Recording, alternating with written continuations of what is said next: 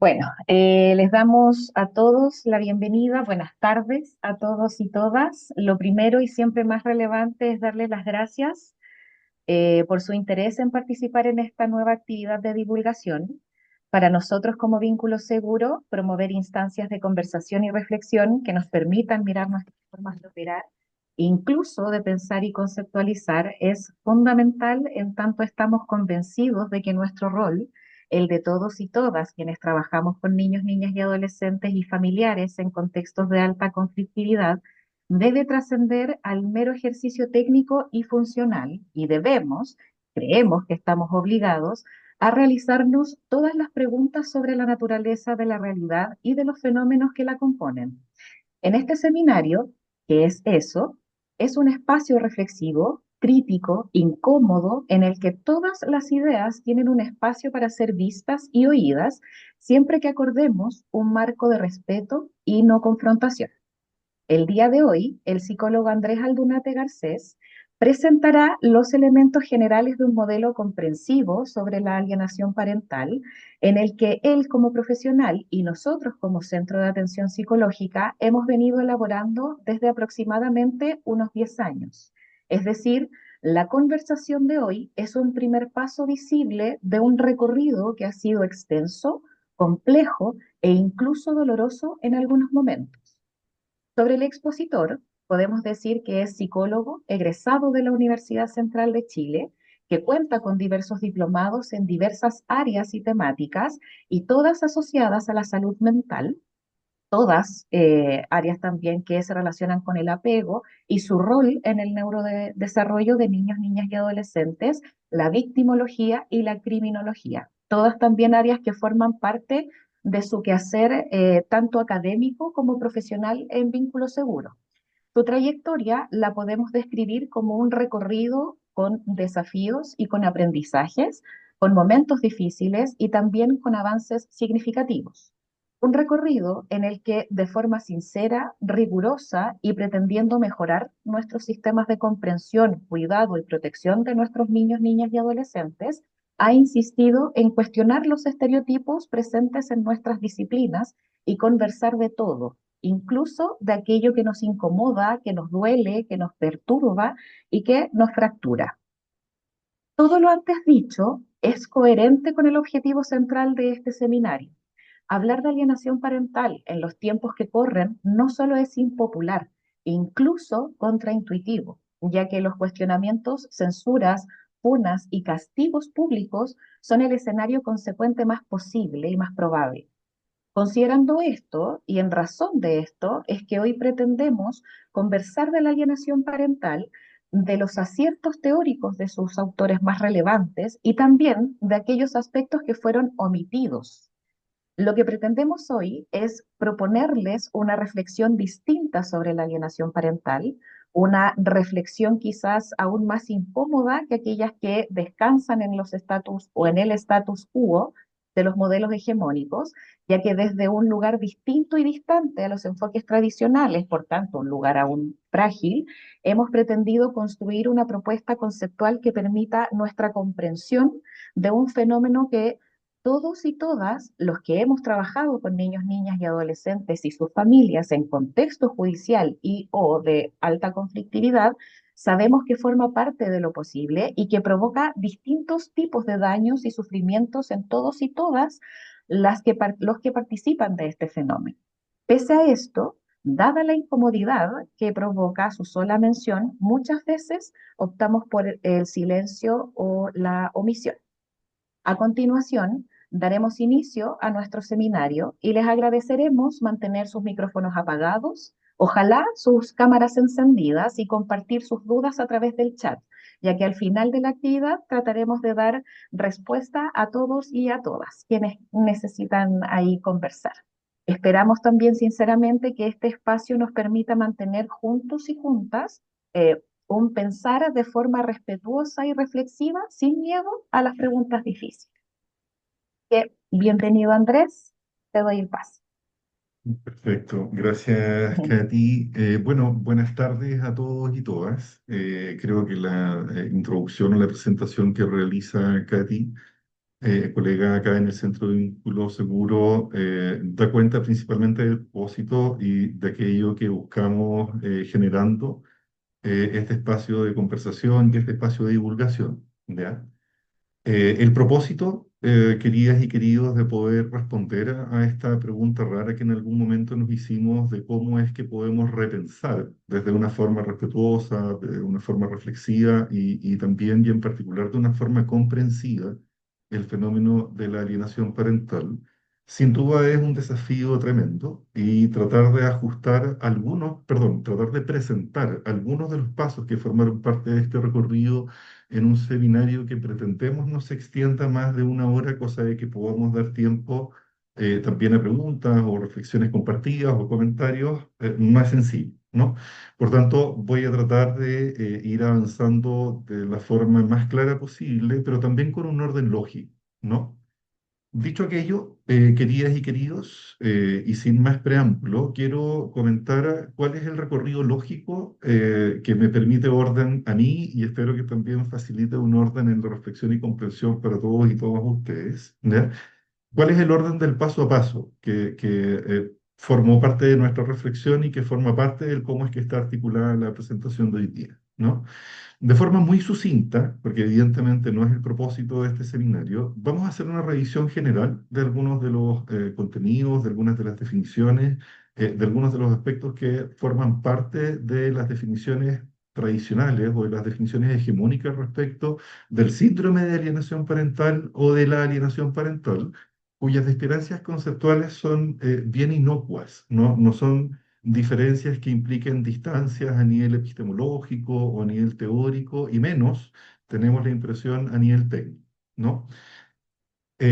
No es sencillo, pero pretendemos también hacernos cargo de la tensión que provoca este modelo, estos modelos hegemónicos, en tanto hay una confrontación bien brutal, hay que decirlo tal y como lo pensamos, con lo que son hoy día los enfoques de géneros, ¿sí?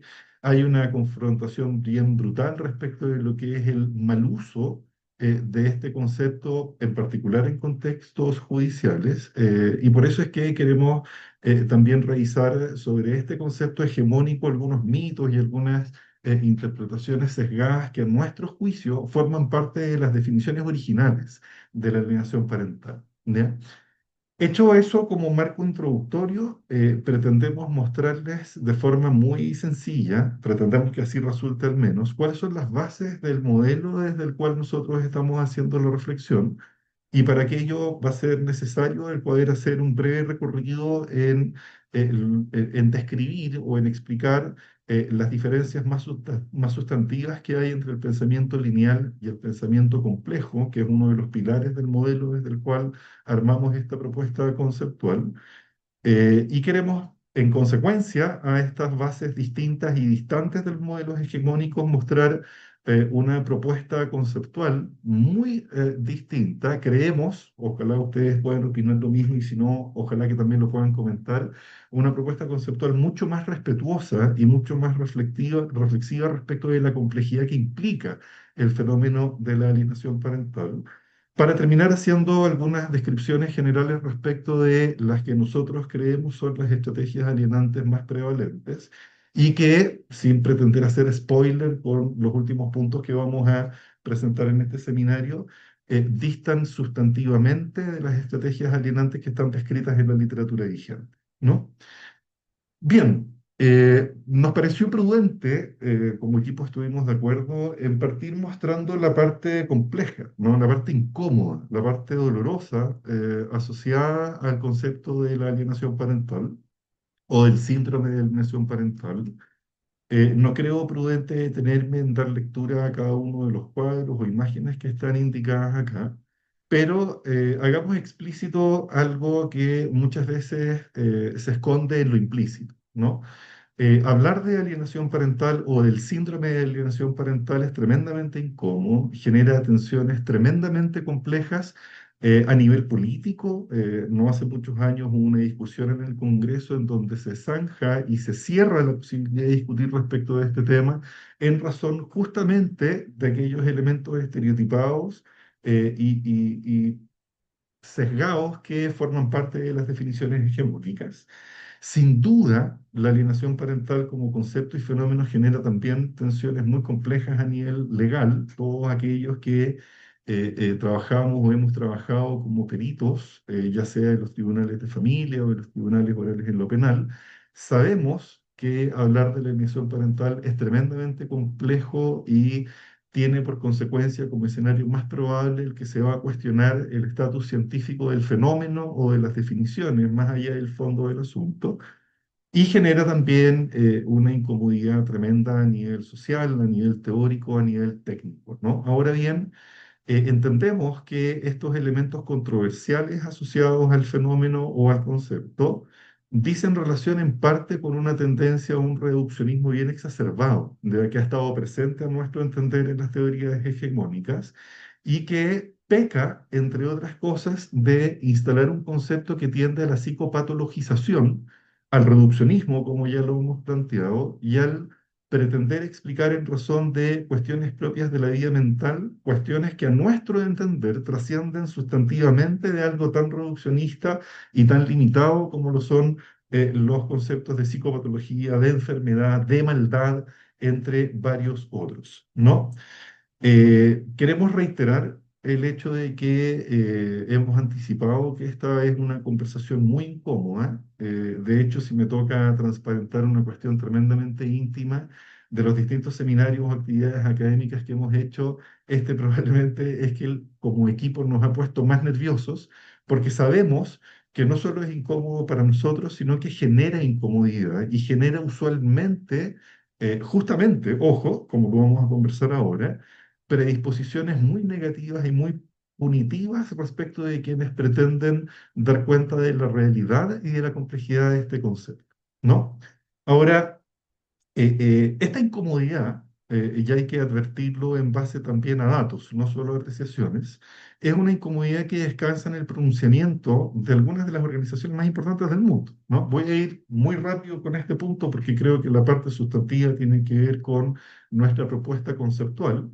Pero, ¿por qué no advertir que organismos como la ONU, organismos como la OMS, organismos como la APA, entre otros, advierten que el síndrome de alienación parental o la alienación parental es un concepto pseudocientífico que carece de evidencia, que carece de consistencia y hagamos aquí el punto complejo, que es un concepto cuya naturaleza, y esto tiene que ver con la biografía de su autor más significativo, que es Richard Gardner, con que la naturaleza de este concepto apunta principalmente al ser utilizado como una herramienta que pretende darle impunidad a principalmente hombres que efectivamente han ejercido dinámicas maltratantes, ya sea en la línea de la violencia de género, de la violencia intrafamiliar o de las agresiones sexuales en cualquiera de sus formas de organización, ¿no? Ahora, aquí lo sustantivo, más allá de hacer referencia a las distintas instituciones que se pronuncian sobre este tema, lo sustantivo es advertir que se entiende que el síndrome de alienación parental o la alienación parental es un concepto cuyo propósito es justamente ocultar o distraer la atención de hombres agresores en distintos contextos de maltrato para establecer en la mujer denunciante la responsabilidad única y exclusiva. Ahora, no quiero adelantarme, pero nuestra impresión obviamente es que las respuestas respecto de estos conceptos y de las consecuencias de estos conceptos, estas respuestas incómodas, estas respuestas punitivas, son respuestas consistentes a un concepto impresionantemente reduccionista, a un concepto que presenta en sus bases elementos efectivamente patriarcales y que ignora las bases de lo que es el enfoque de género, las bases de lo que es la complejidad del desarrollo humano, las bases de lo que es la mirada del neurodesarrollo desde las perspectivas de la complejidad. Por tanto, su mal uso, que existe como fenómeno, desconozco la prevalencia, pero insisto, cualquiera que haya trabajado como perito o como terapeuta, incluso en contextos de alta conflictividad en sistemas familiares, sabemos que es un concepto que puede ser utilizado por hombres que han ejercido agresión en cualquiera de sus manifestaciones para distraer la responsabilidad de sus agresiones e, insisto, proyectar en la mujer denunciante la responsabilidad de la denuncia. ¿sí? Nos pareció pertinente hacer mención en este punto no solo a estas grandes organizaciones, más allá del acuerdo o no que podamos tener con el pronunciamiento que hacen sobre la alienación parental, el hacer una breve mención a un autor que no conocemos, del cual no tenemos ninguna relación de amistad, nunca nos hemos visto, nunca nada, solo hemos leído algunos de sus libros y en particular el último libro que es aquel que habla sobre las falsas denuncias, ¿no? Que nos pareció tremendamente interesante, y esto queremos reconocerlo en nuestro lugar también de observadores de ciertas dinámicas sociales, nos pareció tremendamente interesante el hecho de que un libro interesante, entretenido, complejo, incómodo, pero que no pretende pronunciamiento alguno en cuanto a propuesta teórica, en cuanto a rigor científico o en cuanto a descripción fenomenológica de las agresiones sexuales por parte de las víctimas a los victimarios. Es un libro periodístico y en ese sentido creemos que cumple su rol. Nos llamó mucho la atención el hecho de que el autor, por lo que pudimos ver simplemente en redes, insisto, nunca hemos tenido una conversación directa con él, al menos sobre este tema, fue tremendamente cuestionado, fue reiteradamente acusado de encubridor, fue reiteradamente acusado de ser alguien que se instalaba como causa de que futuros agresores sexuales pudieran encontrar en su libro el argumento para cuestionar la objetividad, el rigor y la eficiencia de los sistemas legales. Entonces, es interesante, ¿no? El hecho de que hablar sobre este tema implica necesariamente reacciones que a veces son más bien de naturaleza visceral, emocional, poco reflexiva, si uno quiere, tomando distancia del lugar que creemos que la psicología y otras ciencias sociales debe tener, que es un lugar reflexivo, un lugar respetuoso y un lugar en el que intentamos que todo fenómeno humano siempre es y siempre va a ser un fenómeno tremendamente complejo, ¿no? No quiero detenerme, estimadas y estimados, en la lectura de cada una de las definiciones que están acá. Probablemente solo nos vamos a enfocar en la definición del autor más relevante, que es Richard Gardner, porque creemos relevante el advertir que el cómo es que este fenómeno ha sido definido y quién es quien lo define en primera instancia, es uno de los argumentos más recurrentes para cuestionar su condición científica, para cuestionar su condición de verdad o realidad y para cuestionar naturalmente el propósito que este concepto tendría en contextos de litigio o en contextos de confrontación judicial en familias que se están separando en una situación altamente conflictiva, ¿no? Entonces aquí, para no cometer ningún error, voy a hacer una lectura muy breve respecto de lo que Richard Gardner plantea, definición que ha presentado variaciones muy restringidas y muy, vuelvo a ocupar este concepto, inocuas a través del tiempo. Y el autor plantea que el síndrome de alienación parental es un conjunto de factores observables que ocurren bajo un patrón, cuyos signos y síntomas concurrentes y definibles, y esta es la parte que a nosotros nos llama más la atención, ¿no? Son producidos por comportamientos específicos del padre alienador que lava el cerebro del niño, niña o adolescente, debo haber dicho, lo que resulta en que el menor adopte una perspectiva negativa hacia el otro padre y en los casos más graves lo rechace totalmente. ¿Ok? Ustedes podrán hacer una lectura en diagonal de las definiciones de Sicabo, que es un autor chileno, docente de la Universidad de la Frontera, que también tiene distintas publicaciones e investigaciones sobre el fenómeno de la alienación parental, y en una revisión más o menos rápida respecto no solo de sus publicaciones, sino de las pautas de evaluación que él ha propuesto y que está en constante ejercicio de validar. No hay una distancia significativa ni sustantiva respecto de los conceptos y de los descriptores que propone el autor, ¿no? Entonces, termina siendo interesante, y aquí pretendo ir progresivo y sutilmente ir conectándonos con cuál es nuestra propuesta, pero termina siendo interesante que el autor y los autores que proponen una reflexión respecto de la alienación parental, entre otras cosas, plantearían como requisito el hecho de que la conducta alienante, ¿no?, sea una conducta explícita, que sea una conducta observable, que sea una conducta que, entre otras cosas, tiene consecuencias directas, ¿no es cierto?, y fuerte o fuertes con la condición psicopatológica del niño, niña o adolescente que es víctima de esta acción de alienación por parte, usualmente, según plantea el autor, de estas madres malvadas, ¿no? Por favor, lejos de cualquier caricatura, creo que cualquier persona que haya leído a Gardner tendrá claridad de que Gardner advierte que la figura alienante, por definición, es la madre, por una cuestión de distorsiones respecto de su reflexión del género o reflexión de los estereotipos asociados al rol de género, entre otras ausencias que forman parte, sin duda, de su marco conceptual, ¿no? Ahora bien, los conceptos convencionales o los conceptos o los marcos conceptuales hegemónicos asociados a la alienación parental proponen una serie de cuestiones que en nuestra reflexión son bien interesantes y llamativas, ¿no? Una de ellas es que de forma explícita en muchas de las definiciones y yo en otras de forma implícita, se pretende indicar la alienación parental o el síndrome de alienación parental como un trastorno mental, ¿no? Por tanto, se estaría planteando que este concepto de la alienación sería un concepto que puede ser inoculado en el funcionamiento psíquico o en el aparataje mental de un niño, niña o adolescente que, reitero, sería víctima de esta figura más prevalente que sería la madre, de una suerte de campaña de desprestigio y desacreditación malintencionada, pero conscientemente deliberada, en donde se pretende este menoscabo, daño, devaluación y perjuicio de la figura del padre, ¿no? Este fenómeno, según los autores, sería asimilable a una condición psicopatológica y este error epistemológico es probablemente uno de los primeros y más relevantes argumentos del por qué este concepto nunca ha sido y probablemente de esta forma nunca va a ser considerado ni en el DCM ni de forma explícita en el CIE 11 o en las versiones más actuales, ¿no? Y por eso es también cuestionado por la APA y por otras organizaciones que se pronuncian respecto de la salud mental, ¿no?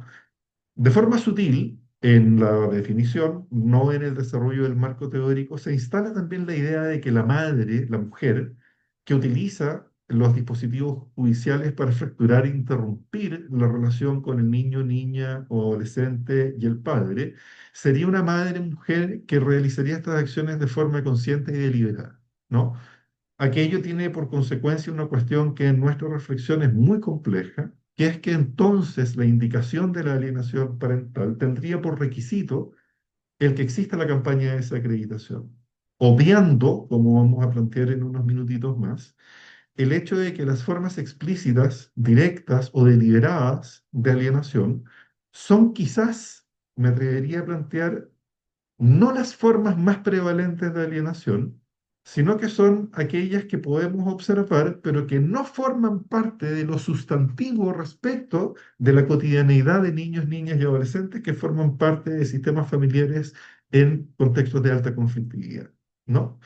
Ahora, lo interesante acá, entre otras de las cuestiones que se le cuestionan a este marco conceptual, es que al no contar la alienación parental con validación científica por una postura académica clara y diferenciada, tiende a negarse su existencia y se indica exclusivamente como una forma de maltrato patriarcal, ¿no? Aquí hay distintos argumentos que han sido propuestos principalmente por, no quiero decir grupos, colectivos feministas, muy lúcidos, dicho sea de paso, que advierten que efectivamente hay casos en los que el sistema patriarcal, este machismo hegemónico y estos roles estereotipados respecto del género hombre y mujer, instalan la posibilidad de que este concepto sea utilizado como un concepto que pretende violencia en contra de la mujer. Eso es, sin dudas, un escenario que forma parte de lo posible. Lo que a nosotros nos genera cierta inquietud es que aquello que forma parte de lo posible en ningún caso debe ser asumido como la totalidad de los casos y en ningún caso debe ser asumido como la única forma o el único propósito o la única sustancia que este concepto presenta, ¿no? Entonces, eh, profundizo solo un poco más, ¿no? En estas discusiones ideológicas, teóricas, políticas también asociadas al concepto. Nos parece interesante mirar esta lógica de la alienación parental o del síndrome de alienación parental como una herramienta patriarcal, ¿no? Y nos parece interesante porque efectivamente, y aquí hay que hacer una coincidencia explícita y deliberada con estas propuestas que ciertos colectivos feministas han señalado, creemos que efectivamente el concepto sirve o está a disposición de un sistema en el que efectivamente hombres, y en particular hombres que han ejercido maltrato, pueden encontrar en este concepto o en este fenómeno un distractor que permita invisibilizar en los procesos judiciales su responsabilidad respecto de agresiones o abusos cometidos y con ello no asumir las responsabilidades consecuentes de haber cometido o haber participado de actos que son efectivamente constitutivos como él. Ahora, nuestra impresión al plantear, por ejemplo, que la madre mujer es principalmente la figura alienante, ¿no? Es un punto que estadísticamente presenta un sesgo brutal por un par de datos bien sencillos en los que no pretendo profundizar, pero me parece de toda justicia mencionar, ¿no? Primero, plantear que en Chile y de forma global, ¿ok? Hay muy pocos países en los estudios que pudimos encontrar en los que aquí los datos tengan diferencias que sean estadísticamente significativas, pero nos vamos a restringir a los estudios que pudimos encontrar en Chile. Es impresionante el cómo las tareas de cuidado, las tareas de crianza, las tareas de participación, ya sean físicas, emocionales, en actos de contención, de formas directas o indirectas, recaen desproporcionadamente. Aquí no es estadísticamente mayor, es desproporcionadamente mayor en las mujeres que en los hombres. ¿Ok? Distintos estudios plantean, por ejemplo, que en familias, no en contextos de conflicto, en familias felices, ¿no? En la familia que nos regalan prácticamente todas las películas de Walt Disney hasta la década de los 80, 90, en esas familias las mujeres invierten 10 veces más tiempo en tareas de cuidado, crianza, interacción y juego con niños y niñas que los hombres, ¿ok? En Chile, otro dato tremendamente significativo es que, por ejemplo, en las familias monoparentales, es decir, tomando distancia de este estereotipo del amor romántico y de la familia ideal que nos regala, insisto, de forma un poco caricaturizada, nuevamente Walt Disney, el día después de la separación implica que aproximadamente un 83% de los hogares monoparentales están encabezados por mujeres. ¿Ok? Entonces, sin duda, el hecho de que los hombres de forma progresiva estén tomando mayor conciencia de la relevancia de su participación y responsabilidad en los procesos de cuidado y crianza, al día de hoy no ha invertido o no ha afectado de forma significativa, y aquí insisto, estoy haciendo referencia a datos, en los tiempos de cuidado. ¿Ok? Por tanto, existiendo obviamente excepciones y quizás muchas excepciones, por muy conscientes que los hombres seamos respecto de nuestra importancia y trascendencia en la participación de los espacios de cuidado, crianza, juego, interacción, entre otros, sigue siendo la mujer desproporcionadamente la que más participa de esos espacios, ¿no? Por tanto, invisibilizar esta distribución implica invisibilizar la condición estructural de las familias monoparentales, perdón, e implica invisibilizar también el cómo es que son distribuidos los tiempos y roles en el ejercicio del cuidado y crianza. Datos que, si es que el autor principal y todos los otros autores, todos y todas los otros autores, hubiesen considerado, posiblemente hubiesen sido un tanto más cuidadosos en pretender incorporar nociones de género de mayor o menor prevalencia en la ocurrencia de este fenómeno tan complejo e incómodo como lo es la alienación parental, ¿no? Ahora bien, brevemente este segundo punto, porque esto en parte creo que ya está contenido en algunas de las reflexiones. Es evidente que la alienación parental o el síndrome de alienación parental ha sido utilizado y puede ser utilizado como una estrategia jurídica. ¿Ok? Insisto en que cuestionar la realidad de aquello no cuestiona en ningún caso la realidad del fenómeno respecto del cual estamos pretendiendo una reflexión. Entonces, aquí es donde nosotros tenemos que hacer un punto quizás extraño y me atrevería a decir un tanto extravagante. El hecho de que las definiciones tradicionales y hegemónicas respecto de la alienación parental presenten errores epistemológicos gravísimos, errores de sesgo de género y estereotipos gravísimos, incluso inconsistencias y omisiones teóricas gravísimas. Y el hecho de que este concepto, con todas estas inconsistencias conceptuales, epistemológicas, éticas, filosóficas, etcétera, etcétera, ¿ok? El hecho de que este concepto sea también muy mal utilizado en contextos judiciales, y este es el punto en el que nosotros nos encontramos y tomamos la decisión de hacer otras reflexiones, no resta a la realidad de que el fenómeno de la alienación parental existe. ¿Ok? Entonces, creo que fue una introducción mucho más extensa de lo que yo pretendía, pero nuestro punto de partida, que es un punto humilde, un punto incómodo, un punto controversial, un punto que tiene muchos adjetivos no muy simpáticos, implica que entendiendo que el concepto dominante relativo a la alienación parental presente fallas gravísimas e inconsistencias gravísimas. Y el hecho de que este concepto implique un uso patriarcal, el hecho de que este concepto sea un distractor, ¿ok? En procesos judiciales en donde justamente se está buscando responsabilidad penal en hombres que han ejercido agresiones sexuales o agresiones físicas, todo aquello no nos debe distraer de que el fenómeno de la alienación parental, es decir, que existen eventualmente acciones de distinta naturaleza, forma, dirección, intensidad, gravedad, entre otros criterios. Existen acciones en donde en un sistema familiar aparecen elementos de interferencia o interrupción, o bien el concepto que hemos escogido nosotros, alienación parental. Entonces, ni la perversión de su autor principal, ni los horrores que aparecen en su definición o en su uso, le quitan realidad al fenómeno. ¿Ok? Y el hecho de que en todo esto nosotros asumamos, ¿sí?, que el fenómeno existe, no obstante, aparentemente carece de una definición clara, consistente, robusta, ética, con consistencia epistemológica, nos obliga a hacernos una serie de preguntas que implican, entre otras cosas, el desde dónde pretendemos conceptualizar el fenómeno de la alienación parental. Y aquí creo que es sustantivo plantear, y tengo la impresión de que los participantes o las participantes que están, yo no tengo acceso a la pantalla, así que no sé si hay personas conectadas o no. ¿Ok? Hay en su mayoría psicólogos, psicólogas o estudiantes de psicología. Confiaría en que también hay abogados, abogadas o bien otras profesiones que pueden haber encontrado interés en este tema porque evidentemente es un tema que está presente en la discusión social. ¿Ok?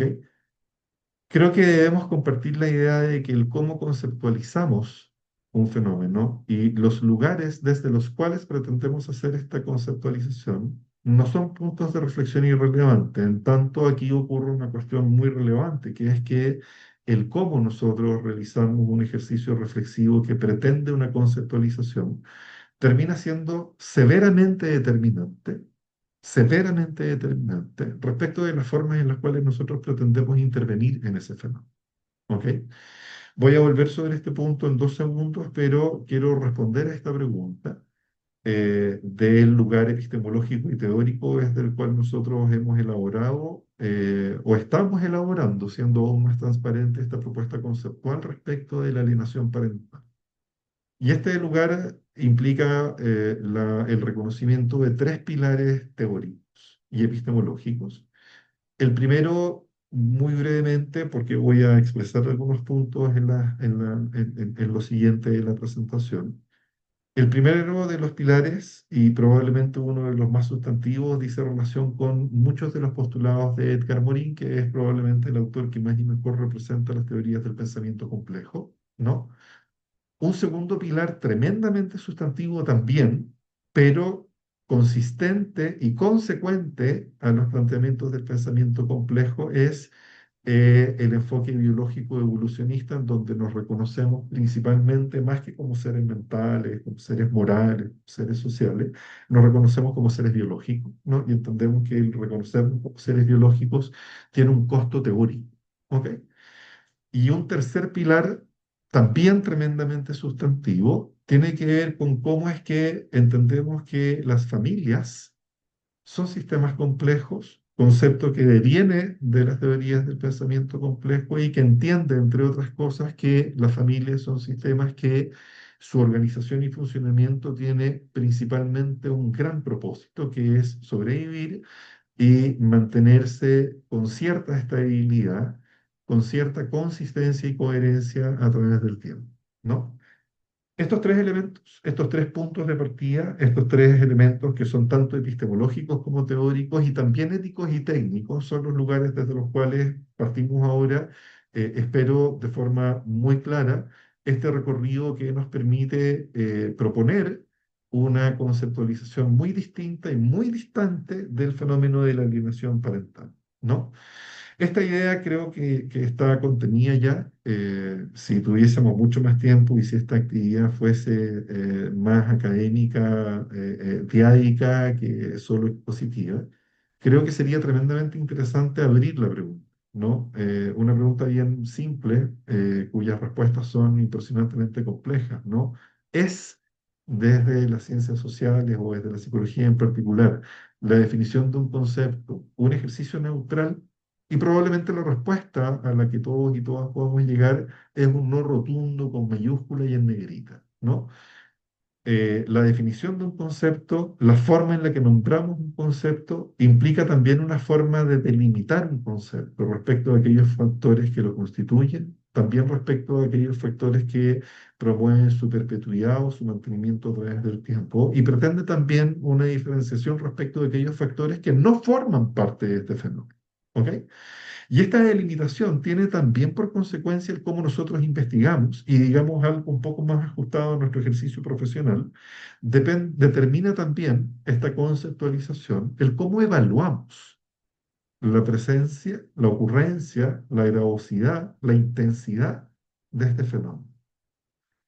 El cómo conceptualizamos determina de forma directa y fuerte el cómo intervenimos en este fenómeno y determina también el cómo es que entendemos o el cómo es que pretendemos que nuestras acciones pretendan un cambio y determinan el cambio que nosotros pretendemos respecto de este fenómeno y su presentación. ¿Sí? Por tanto, creemos que el acto reflexivo que busca una conceptualización es un acto incómodo, pero es un acto que trasciende la responsabilidad individual y al ejercicio profesional y que tiene alcances no solo epistemológicos, filosóficos y teóricos, sino que también éticos. En tanto, los alcances de una definición trascienden de forma sustantiva nuestra sola acción como individuos profesionales, ¿no? Voy a explicar muy brevemente los principios, insisto, epistemológicos desde los cuales vamos a llegar a la definición. Aquí no me voy a detener por una cuestión de tiempo, no me voy a detener en cada uno de los puntos que están descritos acá, pero nos parece relevante hacer una diferencia entre lo que es el pensamiento lineal y lo que es el pensamiento complejo, ¿no? De todos los elementos que aparecen ahí, creo que lo sustantivo, tenemos la impresión de que lo sustantivo del pensamiento lineal es que descansa principalmente en una suerte de lógica newtoniana, ¿no? Hay una causa fuerte, hay una causa clara, y esa causa tiene por consecuencia una serie de circunstancias o situaciones que ocurren, ¿no es cierto?, en el ambiente. Nos parece interesante el detenernos 30 segundos en esto, porque un pensamiento lineal que descansa en la forma de la causa tiende a invisibilizar la singularidad de su consecuencia, ¿no? Y cuando yo dejo la discusión física y hago una suerte de traslación de este principio físico a la psicología, una de las consecuencias probablemente más complejas del pensamiento lineal es que muchas veces, y quienes hayan trabajado en PRM, en PPF o en distintos programas de reparación en maltrato o que trabajan en contextos de vulneración de derechos, muchas veces, por no decir siempre, ¿ok? Digamos muchas veces, la acción de reparación que se pretende respecto de un niño, niña o adolescente dice relación no con la singularidad del niño, niña o adolescente, sino que con el tipo de evento que ese niño, niña o adolescente padeció. Es decir, lo sustantivo del daño no tiene que ver con las características particulares del niño con nombre y apellido, edad y biología, sino que tiene que ver con los distintos eventos, con las distintas causas a las cuales ese individuo, esa singularidad, estuvo expuesto, ¿no? Ahora bien, este pensamiento lineal sin duda es tremendamente útil, pese a los evidentes riesgos que conlleva, en contextos judiciales o en contextos en donde la discusión requiere de un reducción. ¿Ok? Pero aquí, y sin pretender extenderme, los cientistas sociales, los psicólogos y psicólogas, no en particular, sino que en conjunto con psiquiatras, en conjunto con periodistas, en conjunto con trabajadores sociales, en conjunto con sociólogos, debiésemos preguntarnos no por el beneficio del reduccionismo, sino por las consecuencias del reduccionismo y cuán brutales, ¿no es cierto?, pueden ser los impactos de definir de forma sencilla un fenómeno que es, por su definición y naturaleza, tremendamente complejo. Y esto ya no solo dice relación con la alienación parental, sino que prácticamente con todos los fenómenos que forman parte de la vida psíquica y en particular del daño, trauma o de la vulneración de derechos, ¿no? El pensamiento complejo, y aquí me detengo solo en tres puntos, el pensamiento complejo propone, entre otras ideas, ¿no? Que los fenómenos humanos tienen tres grandes características, o tres principales, perdón, entre otras, ¿no? Lo primero es que son fenómenos cuya naturaleza es multidimensional, por tanto, de forma explícita y abierta, se opone a cualquier visión reduccionista, en tanto la multidimensionalidad implica que estamos siendo biología, estamos siendo procesos psíquicos, estamos siendo eventualmente procesos energéticos, estamos siendo procesos cognitivos, pero estamos siendo también procesos vinculares, procesos relacionales, procesos culturales, procesos sociales, procesos políticos, entre muchos otros elementos que con mayor o menor fuerza, ¿no? Participan en un rol de determinismo débil del cómo yo soy, cómo estoy siendo y cómo sigo siendo a través del tiempo, ¿no? Y esta lógica de la multidimensionalidad nos conecta con este concepto tan interesante que es la autoeco-organización, ¿ya? Y aquí voy a simplificar de forma casi caricaturizada la complejidad de lo que el autor trató de plantear, pero el autor sostiene una idea fuerza respecto de la autoeco-organización, que es que los sistemas complejos, ¿no? Aquí estamos hablando de individuos, familias, sociedades, ¿no es cierto? Estamos hablando de sistemas constituidos tanto por ideas como también por sistemas biológicos plantean que se autorregulan, es decir, mantienen ciertos mecanismos dentro de un rango tolerable y homeostático, en interacción recurrente, constante y necesaria con su entorno. Por tanto, y perdón que me detenga en esto, tengo en mente ser muy respetuoso con los tiempos que nos comprometimos. Eh, por tanto, aquí nuevamente estos afanes reduccionistas no solo carecen de sentido, sino que también de fundamento, ¿no?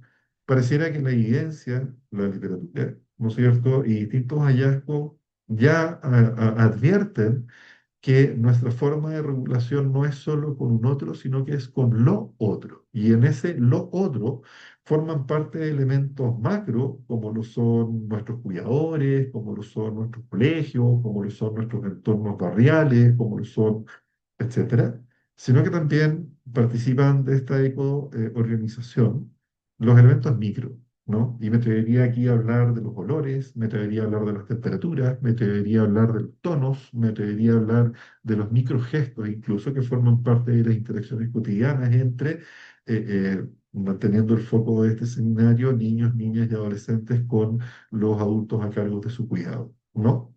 Ahora bien, el orden y el desorden, el caos, forma parte, ¿no es cierto?, de lo posible. Es más, desde el pensamiento complejo se entiende que el caos es el escenario natural y más probable de la realidad, ¿no?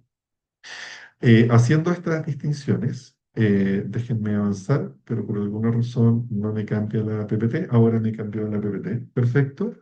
Déjenme plantear, corriendo el riesgo de caer en un reduccionismo peligroso, las bases conceptuales más relevantes o los principios conceptuales más relevantes respecto de esta perspectiva que pone el foco también en la biología, ¿no? Tenemos ya un primer punto en donde nos definimos explícitamente en oposición al reduccionismo y a la linealidad. Y ahora tratamos de respondernos, perdón, una pregunta bien extraña, pero tremendamente interesante, que tiene que ver con aquello que es propio de la condición humana, ¿no? Y la respuesta que nosotros escogemos, que no es necesariamente la mejor, ni la más bonita, ni la que goza de más evidencia, pero es la que a nosotros nos permite cierta coherencia, es que somos principalmente seres biológicos, ¿no?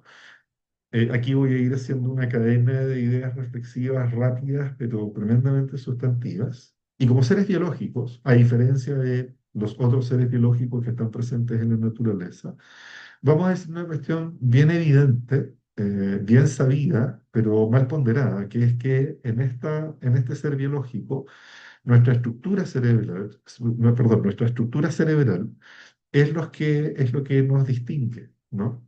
De probablemente todos los otros seres que forman parte de la naturaleza. Ahora, sin pretender profundizar en las características del cerebro, distintos autores, no psicólogos, la mayoría de ellos neurocientíficos o biólogos que pretenden la comprensión de la estructura y funcionamiento del aparataje cerebral, han planteado una cuestión bien sustantiva, ¿no? Que es bien contraintuitiva, que es que el cerebro humano en realidad no tiene por propósito el que nos volvamos la especie más inteligente. El cerebro humano no tiene por propósito que nos volvamos los seres más felices o que conquistemos el mundo, o como decía Homero Simpson, que creemos una cerveza que no engorde, ¿no? Pareciera que el propósito del cerebro humano tiene un rol mucho más esencial, que es el predecir, el volverse un órgano eficiente en el acto de predecir. Y la pregunta natural es predecir qué, y por qué, y para qué y cómo, ¿no es cierto? Y si bien son respuestas difíciles de elaborar en poquitos minutos, vamos a decir que el cerebro humano es este órgano principal o esencialmente predictivo de su entorno. En tanto, la capacidad de predecir el entorno implica que este sistema biológico en su conjunto, para sobrevivir, para adaptarse, va a gastar progresivamente menos energía. ¿Ok? No quiero correr el riesgo de que este punto, que es fundamental en nuestro modelo respecto de la alienación parental, no se entienda, ¿no? Enfrentarnos a una situación desconocida o novedosa, no necesariamente amenazante, ojo, desconocida y novedosa, implica que nuestro aparataje cerebral y nuestra biología en su conjunto se debe reorganizar con la pretensión de comprender la novedad del fenómeno y poder ajustar nuestra estructura biológica, poder ajustar nuestro coste energético, perdón, poder ajustar nuestros procesos cognitivos, poder ajustar nuestros procesos comportamentales, entre todos los otros procesos que forman parte de nuestra condición humana, a esa situación en particular. ¿Ok? ¿Y por qué? Porque dicho ajuste implica progresivamente, en la medida en que adquiero la capacidad de predecir ese evento, luego ese evento deja progresivamente de ser novedoso, implica que en las nuevas o en los nuevos enfrentamientos a esta novedad, el costo de la reorganización es menor porque es un entorno o es un fenómeno ya predecible. ¿Ok?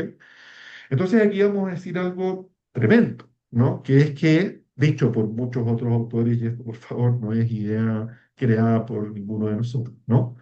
Vamos a decir que la capacidad predictiva del cerebro es lo que nos permite la sobrevivencia, porque en caso de no contar con predictibilidad, los costos a nivel energético y los costos a nivel biológico, y por qué no decir también, como plantean modelos actuales respecto del trauma complejo, el trauma relacional, los costos también a nivel psíquico hacen incompatible la vida y la adaptación de ese sistema a su entorno.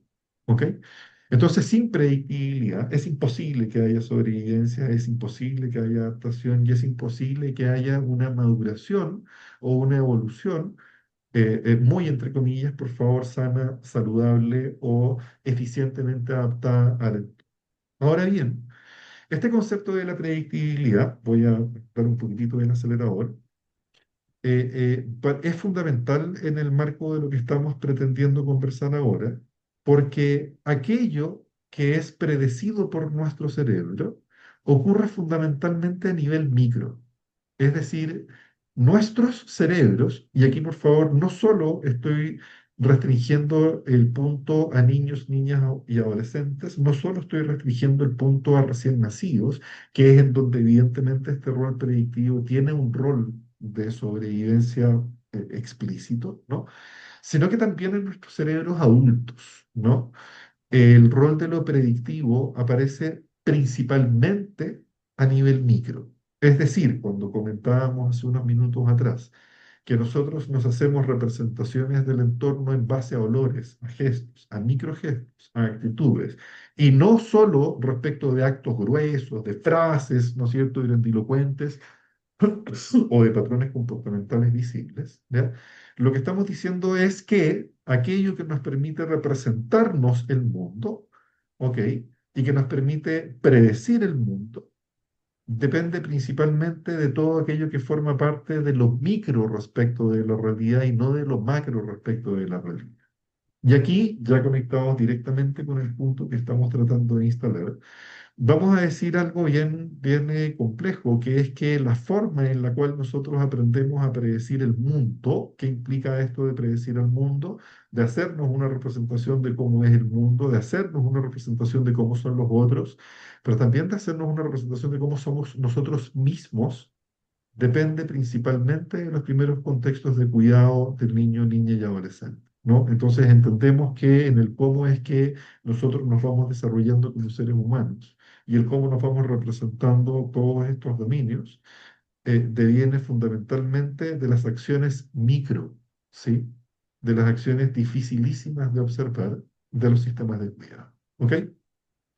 Complementando lo anterior, y aquí quiero detenerme solo en dos de los conceptos que aparecen acá, vamos a plantear que una buena predictibilidad, ojo con el buena porque es un concepto muy cuestionable, la buena predictibilidad dice relación con la eficiencia de la predictibilidad, o sea, cuán capaz soy de predecir el mundo tal y como el mundo se me ha presentado y no en razón de cómo yo quisiera que el mundo es o cómo se supone que el mundo debiese ser. Esta predictibilidad eficiente permite una homeostasis y esta homeostasis implica que yo mantengo de forma no reflexiva, de forma por lo general automática, una idea más o menos consistente a través del tiempo de cómo es el mundo, de cómo soy yo, ¿no es cierto? De cómo son los otros y disminuir la variabilidad de estas representaciones prerreflexivas que yo me hago respecto de la realidad es uno de los elementos que permiten la adaptabilidad, que permiten la sobrevivencia y que permiten una interacción más o menos estable del niño, niño, adolescente o del adulto incluso con su entorno. ¿Ok? Ahora bien, conectando todos estos elementos de la biología con una reflexión respecto de los sistemas familiares. Nosotros vamos a plantear que así como nosotros somos sistemas complejos de naturaleza biológica, las familias también son sistemas complejos que están necesarias y naturalmente constituidas por diversos subsistemas, que si bien son independientes, presentan elementos de complementariedad en tanto su funcionamiento es lo que permite a este sistema familiar ser el sistema familiar que es y seguir siendo este sistema familiar a través del tiempo. ¿Ok? Entonces, estas definiciones nos llevan a poner el foco en el cómo es que se definen ciertas estrategias de predictibilidad y homeostasis en los sistemas familiares, pero también en los subsistemas que forman parte de este sistema familiar. En tanto, tenemos la impresión y aquí estamos en un protoconcepto de alienación parental, que las dinámicas entre los subsistemas que tienden a la convergencia son sistemas en donde la adaptabilidad del sistema en su conjunto es más viable, pero entendemos que aquellos subsistemas que se definen en relación de estrategias excluyentes son sistemas que están en riesgo y son sistemas que posiblemente eh, eh, podrían terminar fracturando la estabilidad y el mantenimiento de este sistema familiar. Estas estrategias de competencia basadas en la exclusión son esta primera idea, este primer punto de llegada con el cual nosotros nos encontramos pretendiendo una primera conceptualización, una primera nueva y distinta conceptualización de lo que es la alienación parental. ¿Sí? Entonces, lo que nosotros estamos empezando a plantear, considerando el pensamiento complejo, considerando las bases biológicas y la estructura cerebral, considerando también la conceptualización de la familia como un sistema complejo, es que la alienación parental, y aquí perdón que sea tan explícito, muy lejos de implicar o exigir conductas de desacreditación o campañas de desacreditación o acciones conscientes y deliberadas, introduce a nivel micro un sentido de competencia, sea esta de forma consciente o no, entre los subsistemas que forman parte del sistema familiar. Entonces aquí vamos a decir una cuestión que eventualmente suena muy extraña, que es que a nuestro entender, una caracterización de la alienación parental desde este principio implicaría que el equilibrio de uno de los subsistemas se lograría a costa de la exclusión de un miembro o de un subsistema que forma parte de este sistema familiar, lo que inevitablemente termina debilitando o afectando o perturbando o incluso fracturando al sistema familiar en su conjunto. ¿Ok? Entonces, estas dinámicas de competencia que pretenden de forma explícita o implícita, que pretenden de forma consciente o no, la competencia y la exclusión, ponen en riesgo la sobrevivencia simbólica y funcional del sistema familiar, lo que termina, entre otras cosas, perturbando también la capacidad de predictibilidad del elemento más vulnerable del sistema familiar y que por definición son nuestros niños, niñas y adolescentes. Y en esta vulnerabilidad, dada la exposición a sistemas que están compitiendo entre sí, lo que se termina viendo afectado en el niño, niña o adolescente es su predictibilidad, su coherencia y su capacidad de adaptación a este sistema familiar que aparece excluyente, divergente y en una competencia que, reiteramos, suele manifestarse a nivel micro, no a nivel macro. ¿Ok? El punto de llegada de todas estas reflexiones, y aquí por favor debiese aparecer cita al pie que esto es una definición incompleta, es una definición en proceso, pero es una definición que hasta hoy día nos acomoda y nos atrae, y creemos que nos permite una reflexión muy distinta y distante respecto de los conceptos más hegemónicos. Voy a ser fiel a lo que está escrito y vamos a plantear que la alienación parental pareciera ser un fenómeno relacional y sistémico que emerge en contextos familiares de alta tensión. Perdón, quiero hacer un paréntesis. De alta tensión no es sinónimo de sistemas familiares en contextos judiciales. ¿Ok? Puede ser descrito como el conjunto de estrategias explícitas o implícitas, conscientes o no conscientes, directas o indirectas, mediante las cuales un subsistema del sistema familiar busca mantener su coherencia y homeostasis, generando una competencia y exclusión de otro subsistema, afectando con esto la integridad y funcionalidad del sistema familiar en su conjunto. ¿Ok? Esta definición nos obliga a hacer una serie de declaraciones. La primera de ellas, y quizás la más relevante, es que la alienación parental en nuestra reflexión en ningún caso debe ser entendida como diagnóstico clínico, en ningún caso debe ser entendida como un trastorno Siempre mental las y en tienes que ningún, subir idealmente el no 9. sé si Son me 2 días ayudan, antes. ¿Para qué? Para discutir el tema de la admisibilidad. si ponen eso. Muchas gracias a quien haya silenciado a la colega. En ningún caso la alienación parental debe ser indicada como una condición mental, ¿no? El foco, a nuestro modo de ver, debe estar puesto siempre en la condición, en las estrategias de los sistemas familiares como sistemas complejos y cómo es que estas estrategias le permiten a este sistema familiar un mantenimiento y una coherencia a través del tiempo y el cómo es que eventualmente este sistema familiar aparece en riesgo dada la presentación de estas estrategias que las vamos a muy brevemente ejemplificar en un par de imágenes siguientes, ¿no? Ahora debemos advertir algo que sí está presente en algunas de las propuestas conceptuales previas, que es que la alienación parental, un concepto no psicopatologizante, sino que más bien sistémico y relacional, sí tendría un impacto severo, ¿no? En niños, niñas y adolescentes y también en sus familias, sin pretender indicar acá que hay un agente maligno y un agente que es víctima de este agente maligno, sino que estamos hablando de una estrategia disfuncional que afecta la adaptación y sobrevivencia del sistema familiar en su conjunto. ¿no? Ahora, se ha hecho referencia o he hecho referencia en distintos pasajes de la presentación a la alienación parental como una estrategia, ¿no? Lo que suena bien raro, lo que suena bien contraintuitivo, lo que suena incluso como un contrasentido, en tanto sospecho que todos y todas podemos estar de acuerdo en que la alienación parental, eh, por definición, termina siendo algo iatrogénico respecto del sistema familiar y que afecta la salud mental de los integrantes de este grupo familiar, ¿no?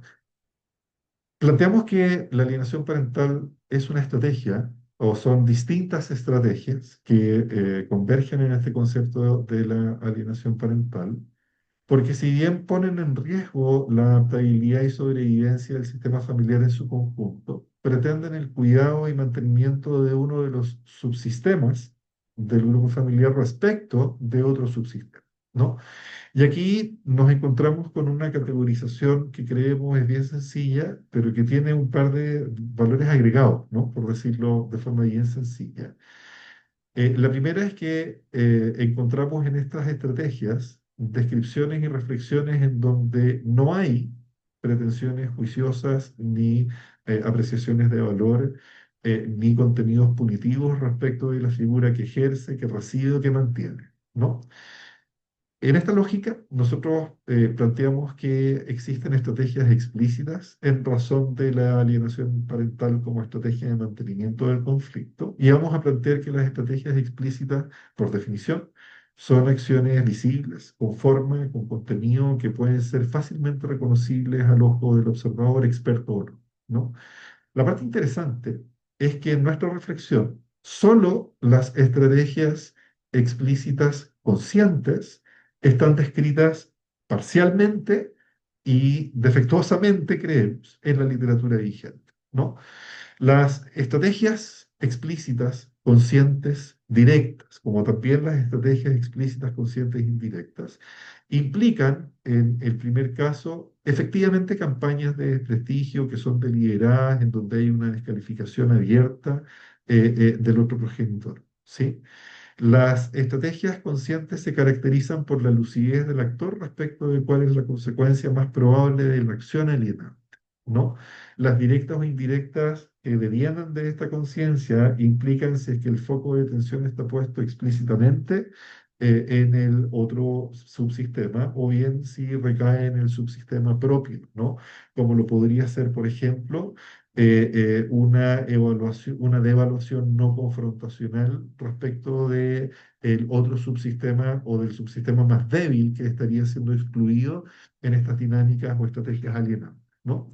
Nos parece interesante el advertir, y aquí perdón que reitere una cuestión ya dicha, pero el cómo es que el niño o niña se representa el mundo y en ello también su sistema familiar, está determinado principalmente no por lo que los cuidadores me dicen o por lo que los cuidadores hacen en un nivel macro, sino por cuestiones micro que forman parte del segundo a segundo de la experiencia que ese niño o niña tiene con sus cuidadores y con su entorno completo, ¿no? Por tanto, entendemos que también existen estrategias explícitas que son inconscientes, ¿no? Es decir, sin dolor, es decir, sin la reflexión lúcida del adulto o adulta que está ejerciendo o implementando una estrategia alienante en desmedro de otros subsistemas, ¿no? Entonces aquí nosotros encontramos que es de todo sentido plantear que hay estrategias de alienación parental que son explícitas, inconscientes y directas, como podría ser, por ejemplo, comentarios negativos no intencionados, pero repetitivos, en donde podría haber una devaluación indirecta respecto de las prácticas o respecto de los estilos de funcionamiento, de cuidado, crianza, de regulación emocional del otro u otra, ¿no? Y tenemos también estrategias de mantenimiento de la alienación parental que pueden ser explícitas, inconscientes e indirectas, ¿no?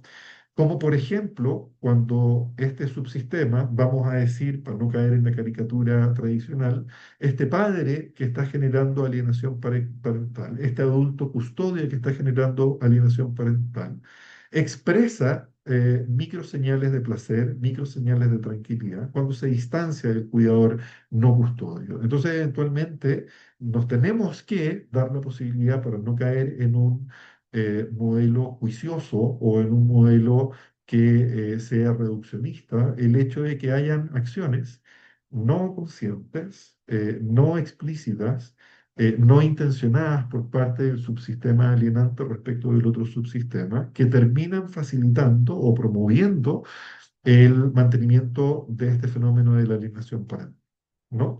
Para ir cerrando con esta parte de la presentación, queridas y queridos, plantear que en la reflexión, relevando principalmente los principios del pensamiento complejo y del rol de este cerebro predictivo, vamos a advertir una cuestión obvia quizás a esta altura y después de todo lo que se ha dicho, que es que las estrategias más probables utilizadas por un subsistema que genera alienación parental son las implícitas, ¿ok? Y de las implícitas, las inconscientes. ¿Por qué? Porque estas son las que a nivel micro son las que presentarían mayor carga afectiva y probablemente también mayor recurrencia en la cotidianeidad y en el segundo de los espacios de cuidado y crianza, ¿no?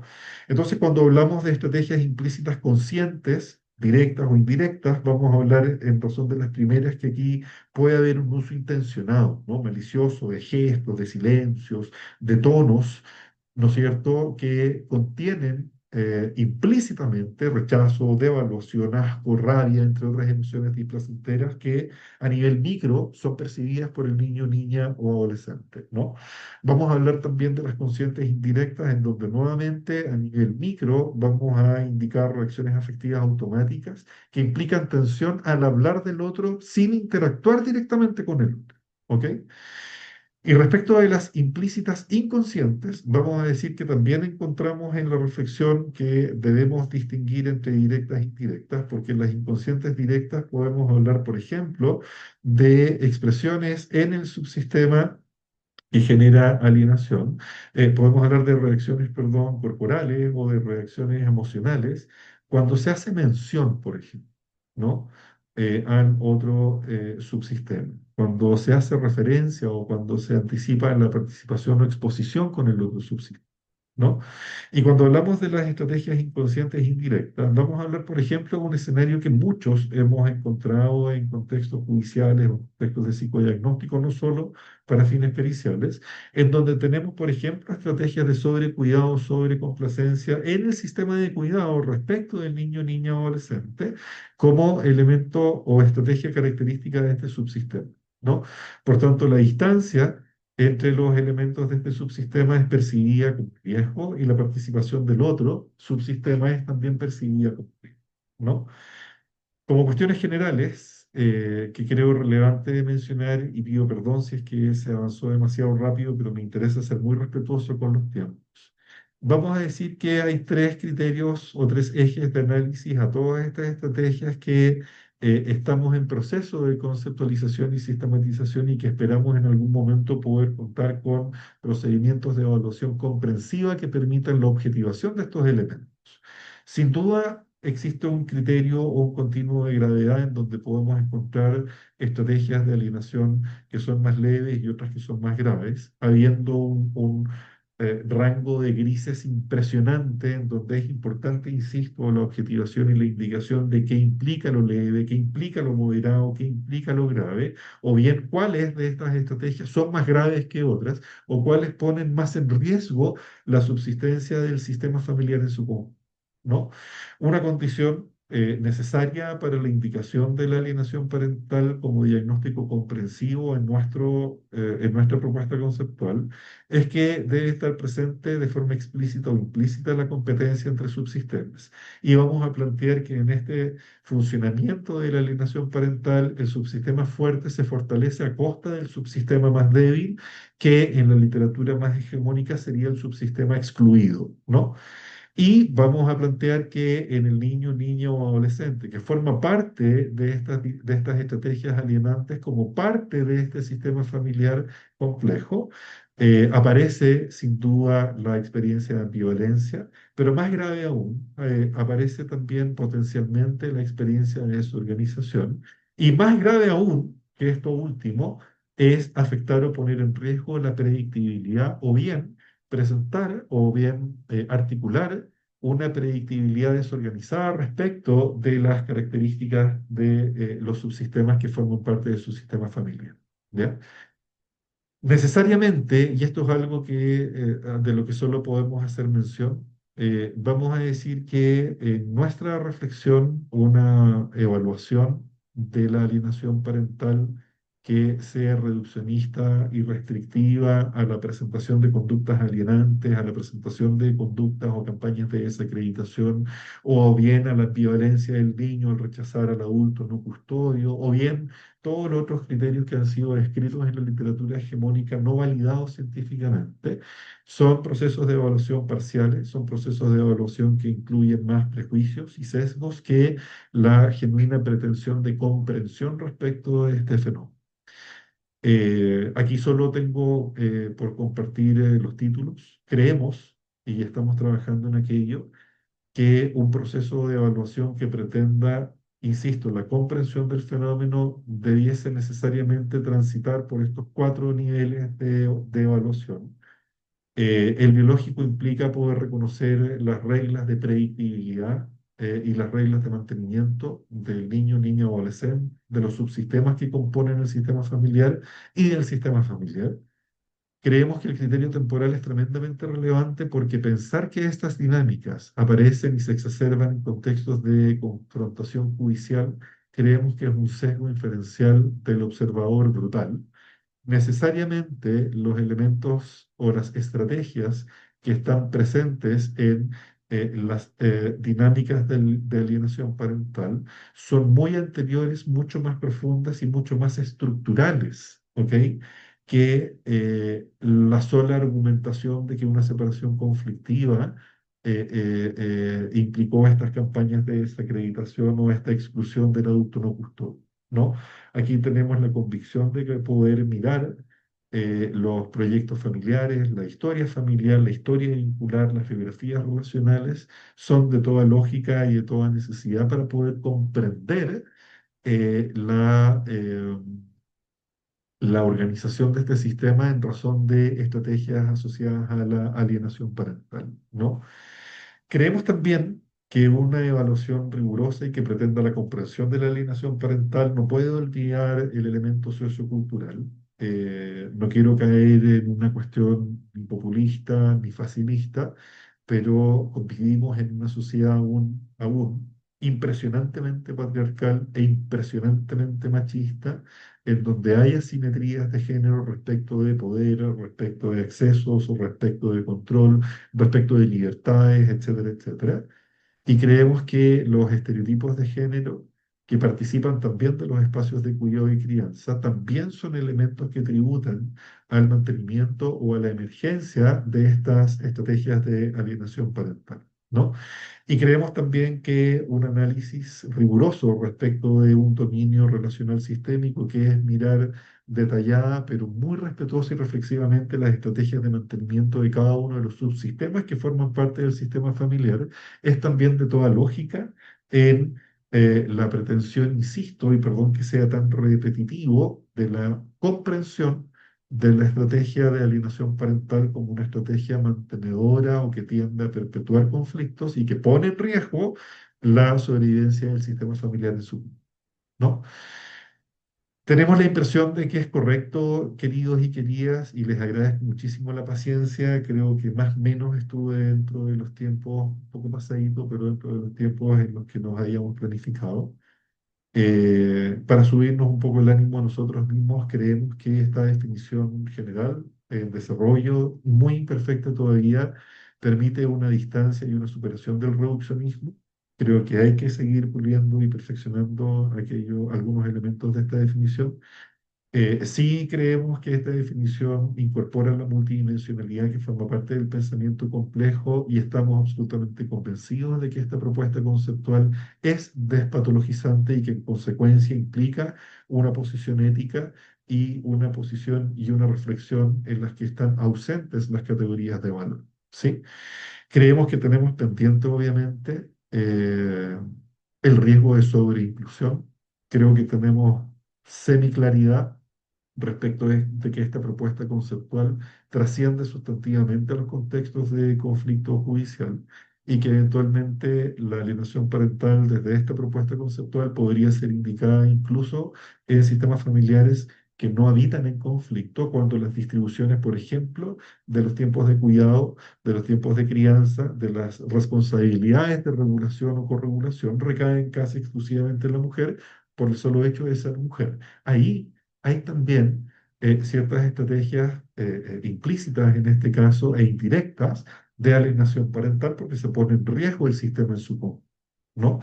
Evidentemente tenemos pendiente y será compromiso nuestro el validar empíricamente los conceptos que estamos pretendiendo. Y evidentemente, probablemente el desafío, no sé si el más grande, pero el más contingente, es poder llevar esta definición y operacionalizar esta información en la discusión judicial porque entendemos que es en esos contextos en donde este concepto suele ser utilizado y entendemos que suele ser en muchas oportunidades muy mal utilizado, muy mal diagnosticado y por tanto y en consecuencia muy mal intervenido y muy mal también definido los objetivos de cambio o las pretensiones de reparación en estos subsistemas o sistemas familiares en conflicto, ¿no?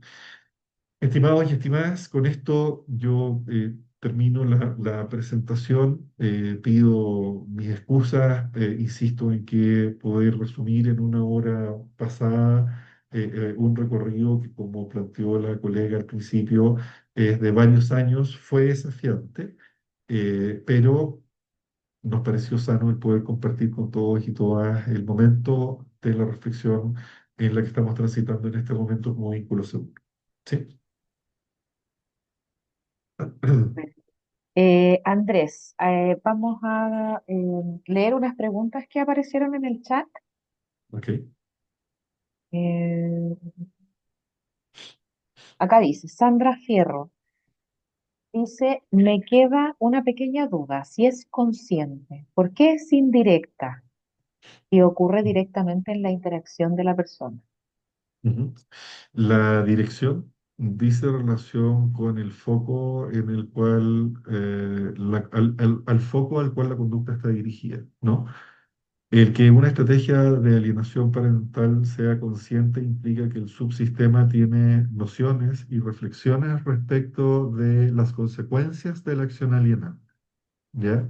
Y en este sentido, la acción alienante puede ser directa, como lo es una campaña de desacreditación, en donde efectivamente puede ocurrir que se le incorporen contenidos punitivos, contenidos de tensión o contenidos de temor incluso. Voy a ir a la PPT en la que se hace referencia a esto, ¿ya? Al niño, niña o adolescente respecto del otro subsistema, pero también podría ocurrir que haya una devaluación no confrontacional, ¿ok? No frontal respecto del otro subsistema, como es, por ejemplo, una devaluación no punitiva, como suele ocurrir, no quiero caer en el ejemplo porque creo que sería demasiado reduccionista, pero cuando hay un cuestionamiento, por ejemplo, a la capacidad de cumplir compromisos, o cuando hay un cuestionamiento, por ejemplo, a la disponibilidad o a los tiempos de participación en el hogar o en los mismos tiempos de cuidado y crianza, en donde yo no estoy, perdón la caricatura, sentando al niño, niña o adolescente y frente a frente decirle, mira, el otro es tal o cual, sino que incorporo deliberadamente contenidos de valor y de evaluación respecto del otro subsistema sin hacer explícita esta campaña de desacreditación. ¿Sí? Sandra, no sé si... eh, Me queda mucho más claro. Muchas gracias. A ti, tú. Sandra, por la pregunta. Y Nicolás, Nicolás P., dice que no sé cuál es el apellido, dice, ¿qué opina de Sonia Baccaro y la crítica que ella hace a la alienación parental como una estrategia machista y el sustituto conceptual de violencia vicaria? Mm. Lo primero que creo que es sano decir es que es un libro absolutamente recomendable, ¿no?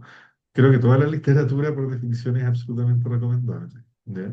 Por tanto, lo que sea que yo puedo opinar al respecto no tiene que ver con ella, sino que tiene que ver con el contenido y con las bases del contenido, ¿no?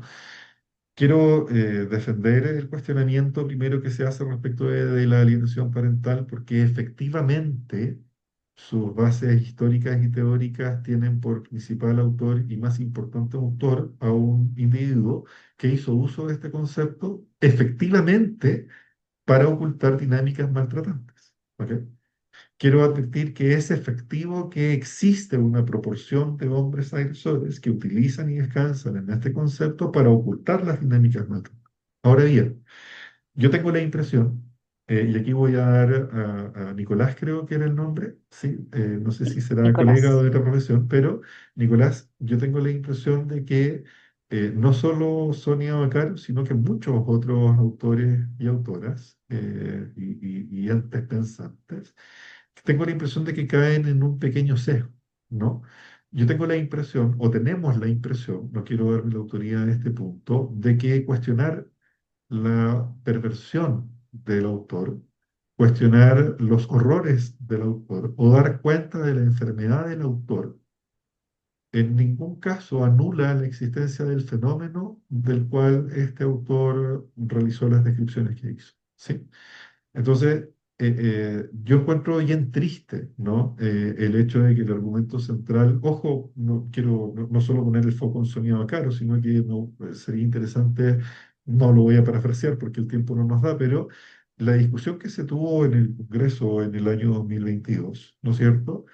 Respecto de la posibilidad de tipificar o no la alienación parental como una forma de violencia, al margen de la posición que cada uno pueda tener, tuvo como contraargumento principal la perversión del autor Richard Gardner, ¿ok?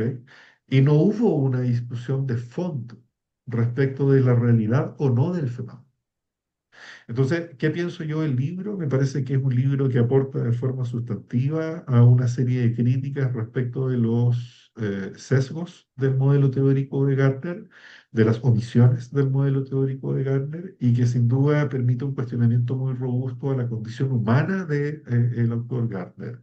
No obstante aquello, creo que esa discusión debe ser seguida por una coma hiperreflexiva y decir, perfecto, todas estas definiciones respecto del fenómeno, todos estos conceptos o todas estas teorías respecto del fenómeno quedan excluidas, entonces me veo en la obligación de proponer o elaborar nuevas reflexiones que no pequen de los mismos errores o sesgos o tautologías que estaban presentes en las teorías hegemónicas, porque, insisto, el hecho de que un fenómeno esté mal definido permite cuestionar la definición, no la realidad del fenómeno. ¿Sí? Nicolás, espero haber respondido a esa pregunta. Y hay una tercera, Nicolás dice, muchas gracias. Hay una tercera pregunta Ujú. de José Ruiz. Dice, muchas gracias por la exposición. Me quedó una duda. El autor se aventura en las razones de por qué la madre alienante generaría esta campaña de desacreditación, o depende mucho de la particularidad de cada caso. Ujú.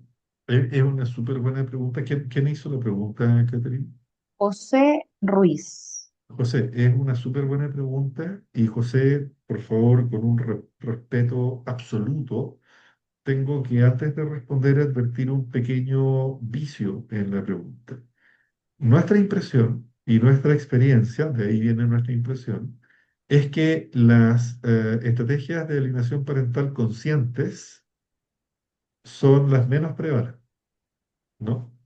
Nuestra impresión es que la ocurrencia de estas campañas de desprestigio, ya sean explícitas o implícitas, directas o indirectas, son los escenarios menos prevalentes del mundo de posibilidades asociados a la alienación parental como una estrategia de mantenimiento.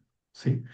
Entonces, cuando la pregunta es qué existirá en la mente de una madre o de un padre, ¿ok? La respuesta simple es maldad. ¿Ok? Esa respuesta simple se la han dado otros autores, ¿no? Que han transformado el concepto de la alienación parental en el síndrome de la madre maliciosa, ¿no? O en el síndrome de Medea, en donde explícitamente se ubica en la madre mujer la perversión, ¿no? De la exclusión del otro progenitor, del padre por lo general, ¿no? Ahora, la respuesta difícil respecto de qué podría estar ocurriendo en la mente es una mente en conflicto, es una mente que forma parte no solo de su propia biología, sino de un subsistema que a su vez forma parte de un sistema en donde hay un sentido de amenaza y un sentido de vulnerabilidad, y la estrategia alienante por lo general es una estrategia de mantenimiento y homeostasis de este subsistema que se está defendiendo del sistema definido en oposición. ¿Ok? Yo tengo la impresión de que no nos corresponde como psicólogos y psicólogas utilizar categorías de valor como maldad, perversión, ¿no es cierto? Eh, eh, o categorías de valor que impliquen un prejuicio respecto de la gente alienante, sino que lo que nos corresponde es realizar todas las reflexiones necesarias y posibles para poder comprender la naturaleza de la estrategia de alienación parental. ¿Ya? Ahora, solo para cerrar la pregunta del colega, porque me pareció tremendamente interesante, aquí sí quiero reiterar un punto que ha sido planteado no por nosotros o no por los autores convencionales, sino que por los colectivos feministas, ¿no? El espacio de cuidado es un espacio que se le ha impuesto a la mujer, ¿ok? La mujer cría porque la mujer, perdón, por favor adviértase que estoy parafraseando distorsiones cognitivas. La mujer cría porque la mujer cría, ¿no? Porque la mujer está hecha, entre otras cosas, para criar, eh, y el hombre más bien hecho para proveer. Por tanto, creo que es atendible desde esta dimensión sociocultural el plantear que en estructuras societales patriarcales, la mujer se ve mucho más vulnerable e interpelada que el hombre en los espacios de cuidado y crianza. Es un espacio mucho más identitario. Tengo la impresión de que no debiese ser así. Ojo, creo que hombres y mujeres somos tan partícipes de los, o debiésemos ser tan partícipes de los sistemas de cuidado y crianza indistintamente de nuestro género, nuestra condición de género. No obstante aquello, lo que yo crea lo mismo porque los hechos creo que son bien claros, ¿no? Y tengo la impresión de que es por eso que sea más prevalente la cuestión del género, pero no porque el género implícita o en sí misma sea una variable que explique la alienación parental, sino que porque tengo la impresión de que la mujer, por el solo hecho de ser mujer, y esto es algo que está bien estudiado en los modelos de Minuchin al estudiar las representaciones sociales, la mujer, por el solo hecho de ser mujer, está en una condición de mayor vulnerabilidad y riesgo en sociedades patriarcales y machistas, ¿no? Colega, espero con eso haber respondido al menos parcialmente a la pregunta tan interesante que hizo.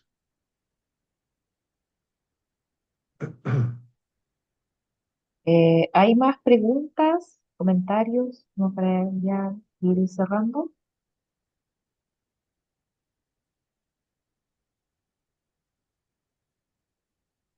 Sospecho que solo nos queda agradecer eh, como Sí. equipo. ¿Sí? Ah, perdón, ¿hay alguna pregunta? No, José Ruiz Ah, dice, abre mucho la reflexión. Muchas gracias por el espacio que brinda Vínculo Seguro. gracias a ti, Gracias José. también, sí. Les recordamos que dejamos en el chat un link para que vayan ahí registrándose y nosotros tenemos esa información luego para enviarles el certificado Ujú. del Perfecto. seminario de hoy. Les agradecemos muchísimo el interés y la participación. Fue tremendamente desafiante para nosotros como equipo decidirnos a hablar sobre este tema. Confío en no haber cumplido las expectativas, lo que nos obliga a perfeccionar aún más este marco conceptual, y confiamos que en poco tiempo podremos compartir, ya sea vía paper, vía ensayo o en alguna otra forma de publicación, este cuerpo teórico mucho más sistematizado y mucho más organizado. ¿Bien? Así que reiteramos nuestro agradecimiento y nada, nos veremos en una próxima actividad de divulgación. Que les vaya muy bien a todos y todas. Muy buenas noches. Chao, chao. Chao.